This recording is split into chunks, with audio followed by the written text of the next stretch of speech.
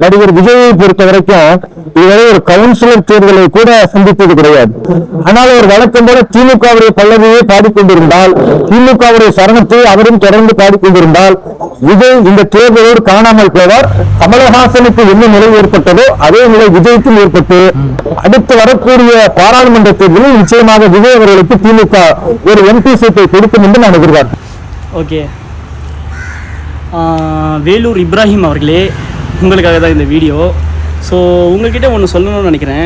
என்னென்னு பார்த்தீங்கன்னா, நீங்கள் ஒரு இஸ்லாமிய சகோதரர் சொல்கிறீங்க. அந்த விதத்தில் நானும் ஒரு இஸ்லாமிய சகோதரன் தான். ஸோ நம்மளுடைய இஸ்லாத்தில் திருக்குரானில் ஒன்று இருக்குது. அரசியலில் ஒரு முஸ்லீம் இருக்கிறதுக்கு அனுமதி இருக்குது. ஆனால் என்னென்னா, ஒரு மத வெறுப்பை ஏற்படுத்தக்கூடிய கட்சியில் இருக்கக்கூடாது. அதுக்கு அடுத்தது பார்த்திங்கன்னா, மக்களுக்கு அநியாயம் செய்யக்கூடாது. அதுக்கடுத்து இன்னொன்று பார்த்திங்கன்னா, நம்மளுடைய ஈமான் இருக்குல்ல, அந்த நம்பிக்கை வெறுக்கக்கூடாது. அந்த மாதிரி ஒரு 3 கண்டிஷன் இருக்குது. இதெல்லாம் திருக்குறானில் இருக்குது. ஸோ இதெல்லாம் உங்களுக்கு தெரியுமா தெரியல, பட்டு உங்களுடைய மனம் சீக்கிரம் மாறும்னு நினைக்கிறேன். ஸோ இதை தான் சொல்லணும்னு நினச்சேன். அதுக்கு அடுத்தது இன்னொன்று பார்த்திங்கன்னா, நம்ம வீடியோ இப்போ பார்த்தோம்ல, அந்த வீடியோ பற்றி பேசணும். டிவிக்கு தலைவர் தனியாக நின்றால் எங்கள் தலைவர் கமலஹாசனை விட மோசமாக தோற்றுருவாங்க அப்படின்னு சொல்லியிருக்கீங்க நீங்கள், சரிங்களா?